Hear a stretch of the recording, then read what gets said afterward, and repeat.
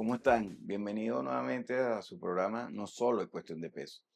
Ustedes saben que en mi programa he tenido invitados, ginecólogos, médicos especialistas en cáncer, psicólogos, pero ¿qué más puede tener relación con el peso que la comida?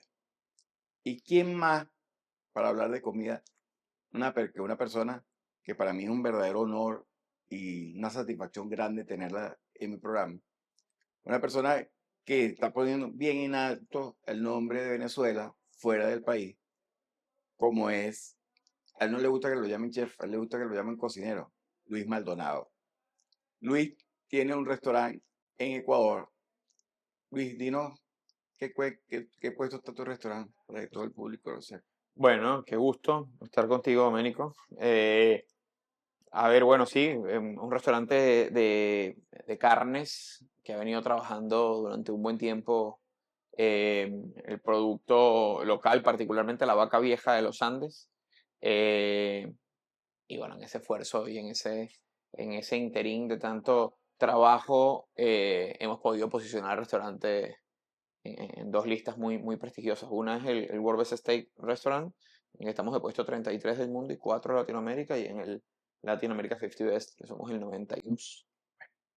Esos números dan a entender lo que significa. Pero eso fue un trabajo muy arduo. A mí me consta porque yo conozco a Luis hace mucho tiempo y tenemos afinidad familiar, que ha estudiado mucho. Y esto no es casualidad. Ha estudiado mucho lo que significa realmente esa carne, la carne de la vaca vieja, como lo llama él. Y que en Ecuador el restaurante de Luis es un restaurante que todo el que va para allá tiene que ir para conocerlo porque estamos en presencia de el número 33 en el mundo de la lista de los restaurantes de carne. Para un chef, para un cocinero, ¿qué significa, Luis, la comida y el peso? Luego tú, que tú en una oportunidad tuviste problemas de peso.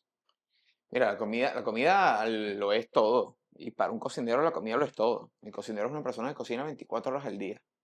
El cocinero se para y está pensando en comida. El cocinero se acuesta y está pensando en comida. El cocinero está en la fila del banco y está cocinando en su mente. Entonces es una persona que está totalmente expuesta todo el tiempo o inmersa más que expuesta a la cocina. Y hay dos formas de verlo, ¿no? La cocina como el hecho de comer o la cocina por el hecho de alimentar, ¿no? Eh, yo creo que cada vez los cocineros vamos entendiendo un poco que hacer cocina trasciende de eso y buscamos hacer gastronomía.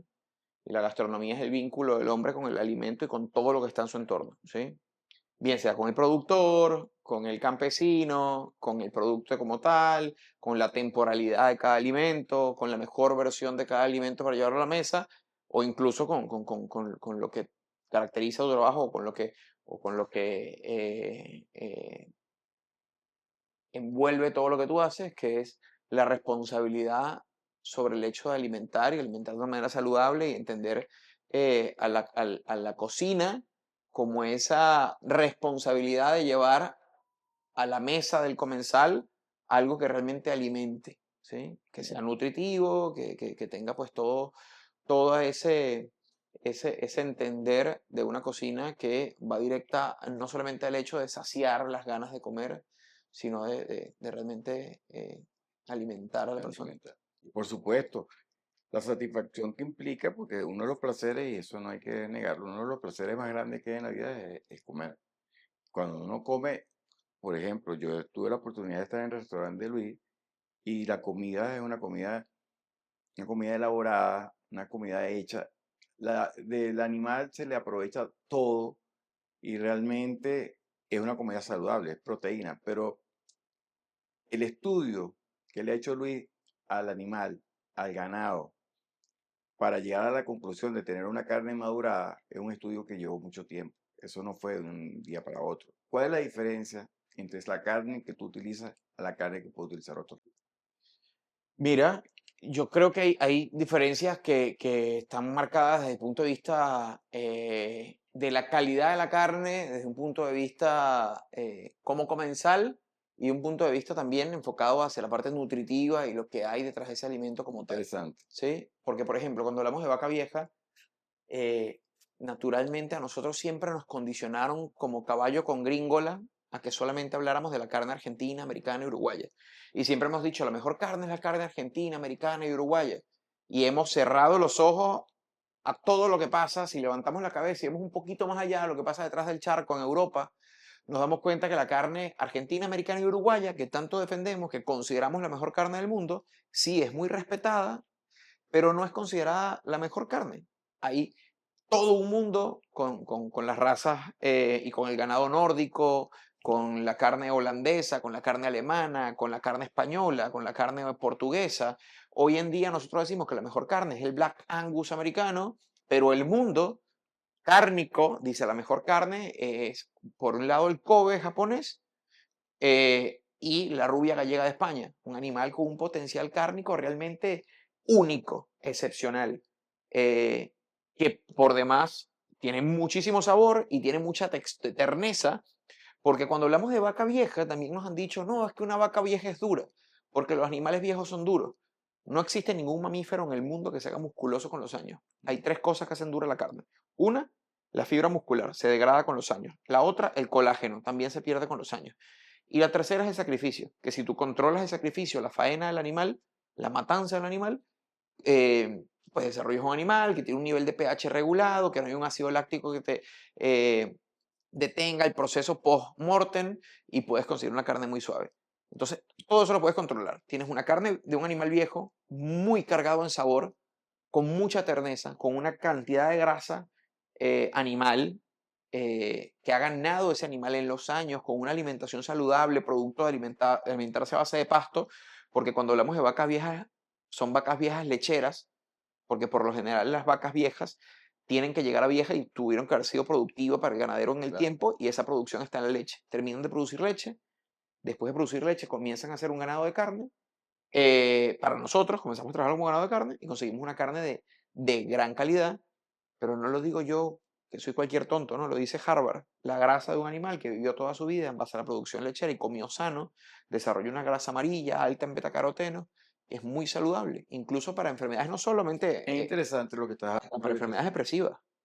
Sí, ahí es donde quería llegar.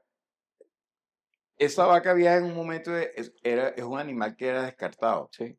era sacrificado. Y hoy en día tú lo sacaste, un animal descartado y lo estás utilizando de una manera maestra. Y estás demostrando que el punto de vista, me estás diciendo que desde el punto de vista nutricional es superior por las características.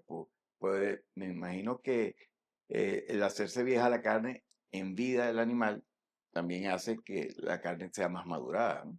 Sí, y eso es importantísimo lo que tocas decir, porque la gente entiende que maduración es solamente el tiempo que tú le das a la carne después de que ya te llegó, se faenó el animal, te llegó la carne y dices, bueno, voy a madurar de aquí tanto tiempo para modificar los sabores, ¿no? La maduración comienza en vida, porque no es lo mismo. Yo me acuerdo que mi abuela tenía una mata de mango en el patio y a mi abuela no le gustaba que le bajaran los mangos verdes de la mata. Ella quería que los mangos se maduraran en la mata hasta que ya no pudieran más y sacarlos. Porque según ella eran más ricos los mangos que se maduraban en la mata que los mangos que se maduraban fuera de la mata. Y lo mismo pasa en la uva.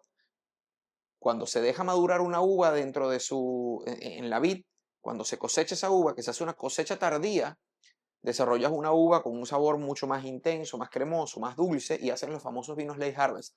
La maduración en vida, conectado a la madre que es la mata, es importante. La maduración de una carne, de un animal que vivió una vida larga, también tiene un potencial de sabor distinto, porque Interesante, ¿eh? las abuelas decían gallina vieja de buen caldo. Y eso es verdad, Ajá. es verdad.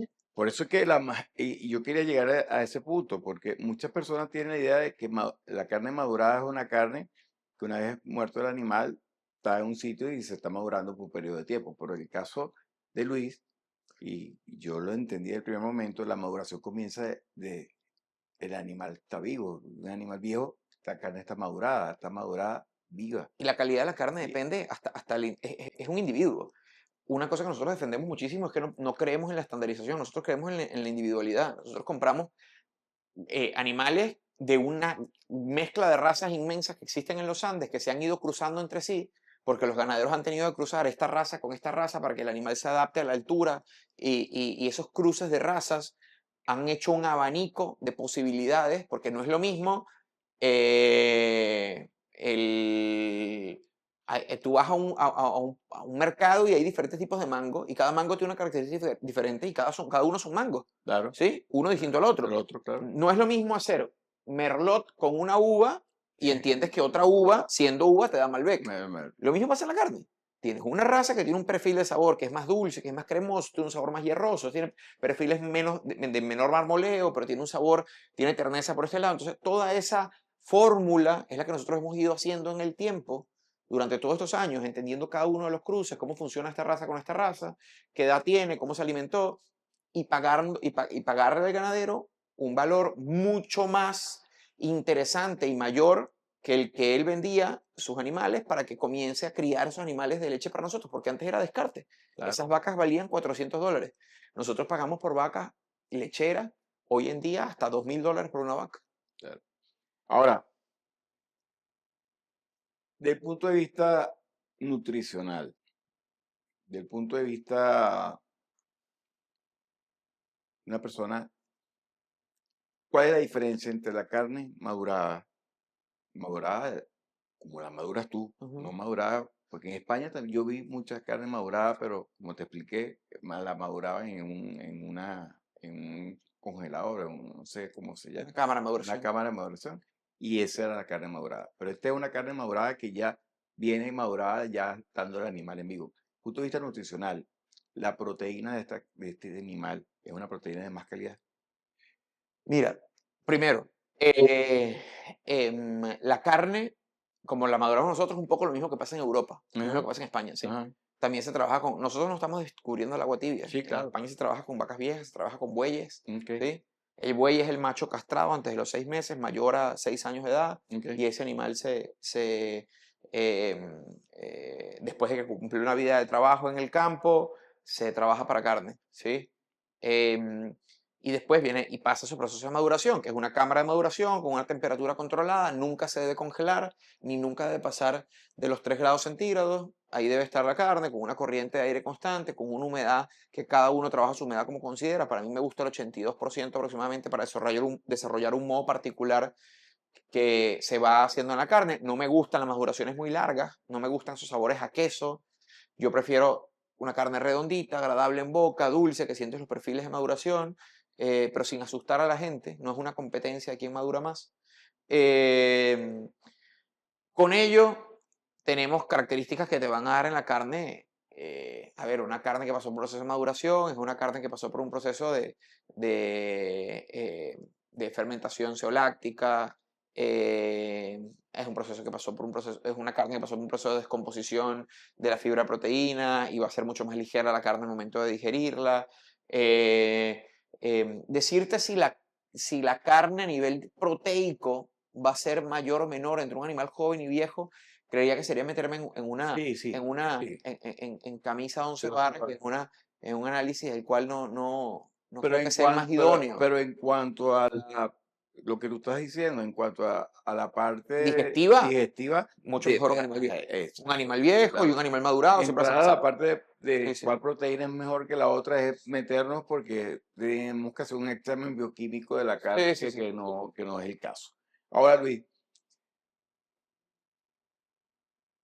¿qué significó para ti tener un restaurante que a nivel mundial, escúchese bien, venezolano, está en Ecuador, Quito, a nivel mundial este es el número 33? ¿Cómo lograste tú llegar a ese? Mira, yo creo que fue un tema de ser bastante terco por mucho tiempo. Tú lo dices, tú me conoces bien, sabes que soy bastante Claro que te terco. conozco ya bastante. Entonces, creo que ha sido el tema de habernos creído y enfrascado en una investigación que tiene ya 10 años, entendiendo las características de este animal, apostando por un proyecto que era bastante distinto y creyendo sobre todo que queríamos llevar a la mesa a la gente lo mejor. Ir en contra de la corriente, porque yo recuerdo los primeros días de tributo, era un restaurante donde la gente iba y quería comerse una picaña americana o argentina, y cuando iba a un restaurante que le decían que era el mejor restaurante de carnes de la ciudad, y se encontraba con que no había carne importada y no había picaña, sino que es un restaurante que ofrecía muy buenos chuletones de carne de vaca vieja, pero a la par de eso era un restaurante de aprovechamiento donde usamos Eso es interesante. toda la vaca. Nosotros es tributo porque es un tributo al sacrificio de la vaca. Nosotros sacrificamos un animal y tenemos que usar todo.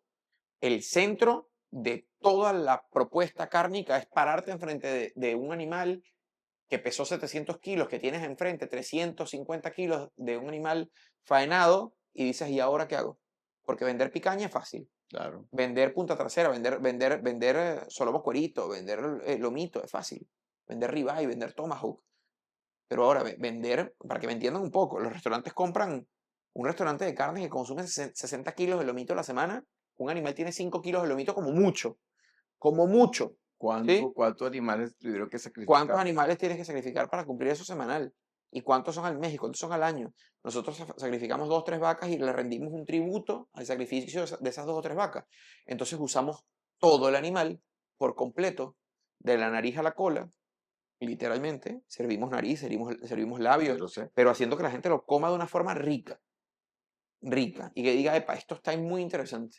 Entonces usamos todo el animal y eso fue una apuesta bastante terca, creída, Yo me de imagino que fue muy difícil que, cerrar días en claro, facturación, claro, que mi esposa se compraba un café para no cerrar en cero porque no quería que las cajas cerraran en cero.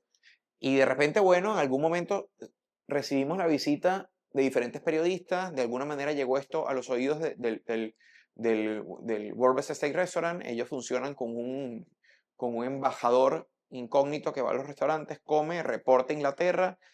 El cuento con nosotros fue, porque después nos los contó el CEO de la lista, nos dijo, mira, nosotros cuando me dicen que había este restaurante en Ecuador y que trabajaba carne ecuatoriana, a mí me sonó raro, y mandaron una segunda inspección al CEO. El CEO fue una segunda vez, perdón, una segunda inspección al embajador. El embajador vino una segunda vez y le dijo, mira, está mejor que la primera vez. Y entramos en la lista de puestos 79. En ese momento éramos 79 y no me acuerdo qué puesto en Latinoamérica, no me acuerdo. Y después vino y estuvimos en esta lista, cambió todo para nosotros, porque fue como un espaldarazo, como una palmada en la espalda, y bueno, tienen razón, el quiteño comenzó a entender algo y a creer en el restaurante. Después el año pasado tuvimos también el hermoso orgullo de subir puestos en la lista y estamos de 33 y cuarto en Latinoamérica. Y trabajando solamente carne ecuatoriana, trabajando solo carne de los Andes, que orgullosamente fue un estudio que comencé yo a pensarlo y entenderlo en Venezuela, con vacas de producción lechera de los Andes venezolanos, pero después lo llevé al Ecuador al migrar, y ahora pues entramos en el 50 Best, que igual, o sea, desde que tú eres estudiante de gastronomía, tú ves a los monstruos que están ahí y tú dices, bueno, es inalcanzable para mí estar ahí. Y hoy en día entender que estamos ahí y que el mundo está hablando de la carne que nosotros trabajamos, de nuestra propuesta gastronómica, de que tenemos a la gente comiendo vaca vieja andina con recetario, con producto originario del Ecuador, que al final un poco es un compromiso que tiene uno como migrante de poner en alto el lugar donde está, pero siempre llevando en alto la bandera del país que representa. Pues ahí vas a la mesa y consigues sancocho llevado a otra versión, cachapa, ves ahí asado negro, ves la salsa, asado negro, ves diferentes preparaciones del recetario popular de Venezuela, pero con ese twist de llevarlo a la alta cocina. sí. Yo conozco el restaurante, estuve en Ecuador un tiempo y realmente es impresionante ver que el postre está hecho de la vaca. Sí, sí, sí. El pastelero que tiene Luis, que es un muchacho excepcional, hace unos postres que salen de la vaca. Y para mí eso era algo que yo no tenía ni la menor idea. Luis, aquí en Venezuela, el ganado de aquí nuestro, de los Andes, tiene las mismas características que el ecuatoriano. Sí, tiene las mismas características. Lo que pasa acá Es lo mismo que pasa en el Ecuador, lo mismo que pasa en Colombia, lo mismo que pasa en todos nuestros países que son de clima tropical, ¿sí? El, la misma persona que te dice que la mejor carne es argentina, uruguaya y americana, te dice que la mejor carne está en el llano, en la costa, en Santa Bárbara del Zulia en este caso. Y ese ha sido mi gran problema porque me he puesto en una pelea constante con los ganaderos de carne porque sería tapar el sol con un dedo el decir que la mejor carne está en un animal cebú, en un cebuino. Hay dos familias, el Bos taurus y el Bos indicus, que es el cebú. El cebú es un animal que tiene condiciones de resistencia a clima tropical, aguanta garrapata, aguanta diferentes cosas, pero ninguna de las grandes potencias cárnicas del mundo, ninguna se defiende o se levanta en base a su ganado cebú. Brasil es un gran productor de cebú, pero es un ganado, es una ganadería de volumen. La mejor carne está en el ganado Bos taurus. ¿Dónde está el Bos taurus en nuestras tierras? En los Andes. El volumen de Bos taurus está en los Andes. Haciendo una selección y una curaduría de entender cuáles son las razas que existen, cómo funcionan los animales, qué pasto comen, cómo son las dietas de finalización, en balanceado y demás, se puede llegar a una carne de gran calidad, pero entendiendo eso. Y vuelvo y repito, mientras que nosotros decimos que la mejor carne, la única mejor carne, es argentina, uruguaya y americana, la frisona holandesa es protagonista de cualquiera de las mejores de los mejores restaurantes de carne del mundo. ¿Cuál es la frisona? La Holstein, que la hay en Mérida. En Mérida. Sí. Claro. Lo que pasa es que pienso que el trabajo es mayor, es un trabajo que no lo han hecho porque me imagino que hacer el trabajo que tú haces, porque tú buscas la vaca desde el sitio donde está, la compras, la sacrificas, hace todo esa, me imagino que eso es un plus para una persona que tenga un restaurante. Y me imagino que por eso no lo harán. Claro, nosotros intentamos tener control total del producto. Ese es la característica principal de Tributo. Somos un restaurante que si todo pasa alrededor de la carne de la vaca vieja andina, pues nosotros controlamos todo. Compramos la vaca viva en pie, nosotros hacemos el sacrificio del animal, o estamos en el sacrificio del animal, hacemos todo el proceso de carnicería, es decir, nosotros controlamos en su totalidad la materia prima que es la carne. Entonces, obviamente, es un restaurante que se edificó en base a eso.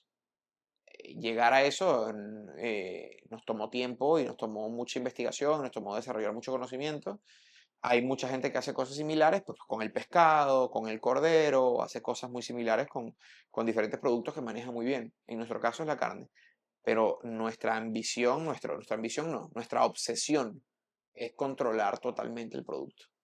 Una cosa, Luis, esta carne, que es una carne espectacular, yo la probé, es una sensación totalmente diferente y por eso que el punto de vista gastrointestinal debe ser diferente a comer otro tipo de carne. Un punto de vista proteico no lo podemos decir porque no lo hemos estudiado y vamos a decir una mentira. Pero aprovechar cada parte del animal, por ejemplo, helado hecho de grasa de vaca. Y de carne, Y de carne. y de sesos. Y de seso. Ajá. Y hacerlo rico, que es lo más importante. Ahora, dentro del punto de vista nutricional, dentro del punto de vista de las pacientes que tienen problemas de peso y que es la razón del programa, yo siempre lo he dicho, que el comer es uno de los placeres más grandes del mundo y las dietas comerciales no funcionan. Pero si tenemos en este caso, la carne madurada, la carne que es proteína, que no van a hacer que aumente de peso, pero ¿con qué acompañamos? O sea, por ejemplo, tú cuando sirves la carne debe ser acompañada por qué carbohidratos Mira, y cómo manejas eso. es importante lo que tú acabas de decir, porque sin querer queriendo, ¿sí? Llegamos a un punto que es muy importante o que va muy de la mano de lo que estamos hablando.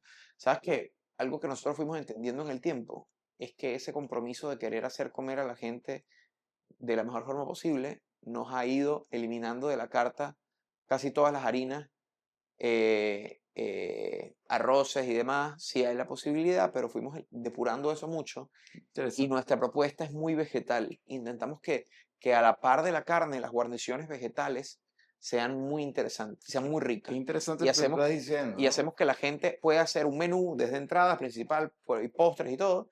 Y nosotros cocinamos, pero yo particularmente le huyo a las salsas muy dulces. Por ahí aparecerá algo, pero yo creo que el cocinero se apoya en el azúcar para hacer rico las cosas No, no debería ser así. y a veces la cocina aburre. Entonces, un poco la propuesta de nosotros ha sido depurar azúcar, depurar harinas, depurar diferentes cosas que nos lleven a que la gente coma lo más cercano al producto que es originario de la propia tierra, ¿no? Exacto. En este caso, como está diciendo Luis, ve, aquí los carbohidratos que se utilizan en el acompañamiento y en el restaurante, y es lo que se debería hacer en todo sitio donde es ver una comida saludable, ¿sí? Los carbohidratos, en el caso del arroz, eh, el acompañamiento de vegetales, una carne madurada y con vegetales que te van a ayudar a que simplemente tengas una alimentación saludable y desde el punto de vista nutricional no vas a aumentar de peso y estás comiendo rico. ¿Y qué más podemos pedir? No, y no solamente el tema de la carne madurada, porque nosotros trabajamos pues con esa intención de que sucede todo, la maduración es solamente un plato de toda la carta, ¿no? Que es la chuleta de carne madurada, pero después de ahí hay piezas que son altas en colágeno, como los cachetes o el osobuco, que es la pantorrilla, o las costillas, que tienen cocciones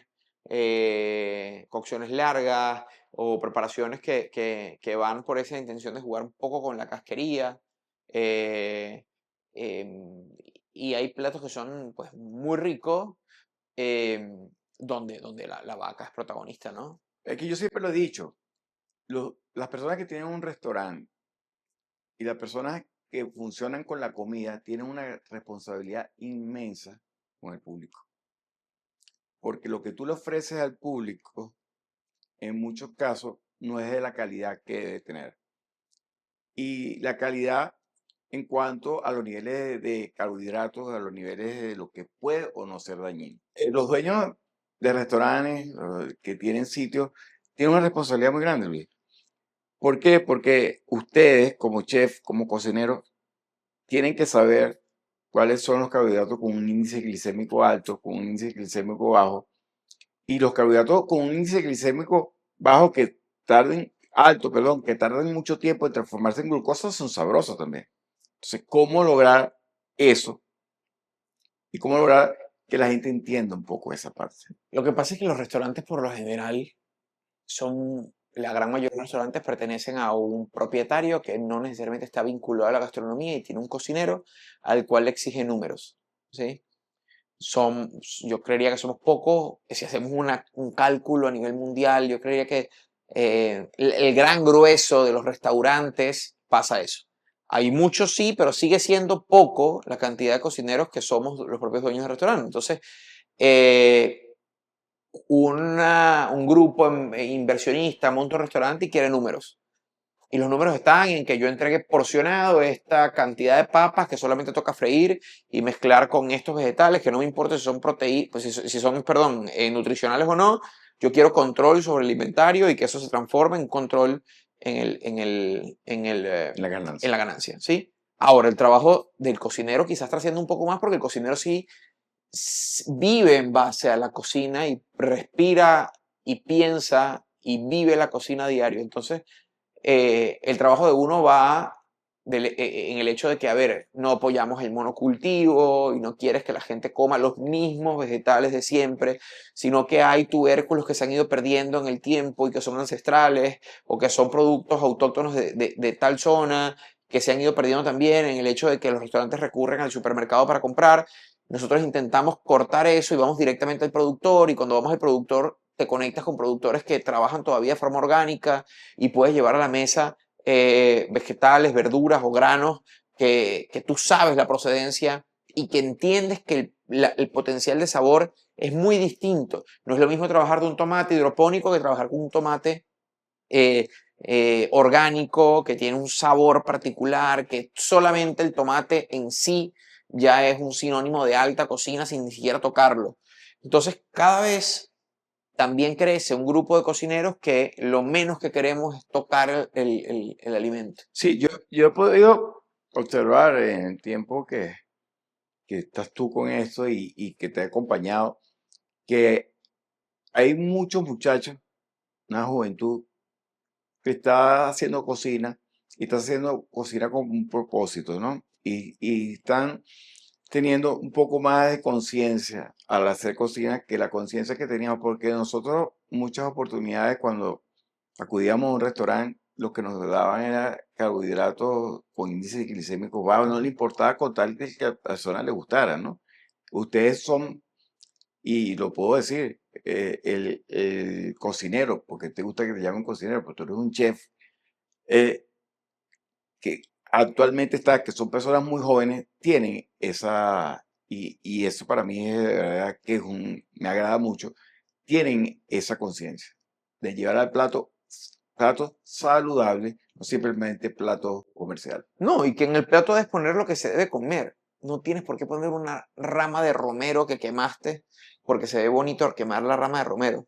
No tienes por qué llevar un plato ahumado con una cúpula que la levantas porque eso es experiencia y ni siquiera sabes si ese tono ahumado le es agradable o si la madera que estás usando es saludable, si es resinosa o qué. O haces unas líneas de reducción de balsámico en el plato cuando le estás dando a la gente una carga altísima de azúcar innecesaria solamente porque crees que se ve bonito esas líneas y esas cosas. Yo creo que la cocina, yo tengo una norma para mí y es que en la cocina hay 3, 5 elementos en un plato. No más. No confundas a la gente. Tienes que tener la certeza de que lo que tú estás llevando a la mesa es un producto único, rico. Tócalo poquito. Tócalo poco, no lo toques mucho. Trabaja la forma que puedas llevarlo a su mejor versión y ya, y no más nada. Lo interesante, porque todo va evolucionando. Tú estás aquí en Venezuela y gracias a Dios estás con tu familia, que mi familia también. ¿Cómo ves la cocina aquí en Venezuela? Que en el 8 años que tienes fuera de Venezuela, ¿tú crees que ya el venezolano está teniendo, ha evolucionado en la parte gastronómica? Mira, indiscutiblemente hay mucha gente, Venezuela pasa por algo que es particular. Hay un gran número de venezolanos que salieron de Venezuela y tuvieron la posibilidad de foguearse con grandes cocinas y después regresaron a su país con la intención de hacer lo que más le apasiona, que es la cocina, y comenzaron a entender la cocina desde toda la experiencia que tuvieron y entendieron que la despensa venezolana es única y que hay un gran potencial de ingredientes que quieres mostrar. Entonces, bueno, cada vez hay más propuestas y hay más cocineros que quieren trabajar el pescado de la mejor forma posible, eh, que jamás en su mesa quieren ver un salmón porque hay la mala creencia de pensar que el salmón es saludable y estamos hablando de un Sí. salmón de Chile alimentado en peceras, que es un salmón, pero cargado De factores químicos, sí, sí, sí, ¿entiendes? sí, sí, se me fue ahorita la palabra. Ven, tienes trucha, weón, aquí, del señor Don Fulano que está en Mérida, con un gran producto y muéstralo y tienes todo el pescado del Caribe que sí es de acá y no hay que dejar el dinero al chileno, déjaselo al pescador, weón. Entonces eso un poco ya comienza a calar en el cocinero, comienza a entender que cada vez poner en valor y en escena el vasto recetario venezolano, el recetario llanero, el recetario caribe, el caribeño, el recetario amazónico, el recetario mantuano, es importante y cada vez comienzas a ver restaurantes que quieren mostrar recetario popular llevado a una alta cocina, pero salirse del cartocho y salirse de las típicas cosas que siempre hemos comido. Venezuela es un país donde quizás nos daba vergüenza hace muchos años ir a un restaurante y ver recetas venezolanas y todo lo que había eran recetas en francés y escritas en francés o escritas en italiano, ¿no? Y tenías comensales queriendo comer platos que ni siquiera sabían pronunciar, ¿sí? Entonces, Y que ni siquiera los conocían. no, Muchos por ahí cocineros. escuchas todavía a las personas que piden Gordon Blue de pollo. Sí, Gordon Blue. sí, sí, sí. Entonces, un poco, ¿qué ha pasado? Bueno, hay cocineros que comienzan a defender recetario popular, autóctono, y comienzan a decir, bueno, esto es una polvorosa de pollo, esto que está acá es un corbullón de mero, esto que está acá es, o sea, todo lo que pasa en la cocina venezolana, que tiene mucho que contar, y bueno, ahora hay intérpretes y contadores de historia que son los cocineros, y sí, sí se ve, ya cada vez se ve más, sigue habiendo esas experiencias eh, superfluas y banales de la rosa congelada en nitrógeno que la aplaudes y cae en el plato congelado, y eso es experiencia. O la burbuja en una mesa, eso no es experiencia. Mi sobrinito le das una botellita de agua con jabón y me hace la misma experiencia con burbuja. ¿Qué significa para una persona que tiene un problema de peso, ¿no? Y va a un restaurante y la forma en que tú le presentas el plato? Yo particularmente, cuando veo un plato muy cargado o sobrecargado de cosas para que se vea bonito, a mí eso no me gusta. Ujú. ¿Cómo se debe presentar un plato? Simple, simple.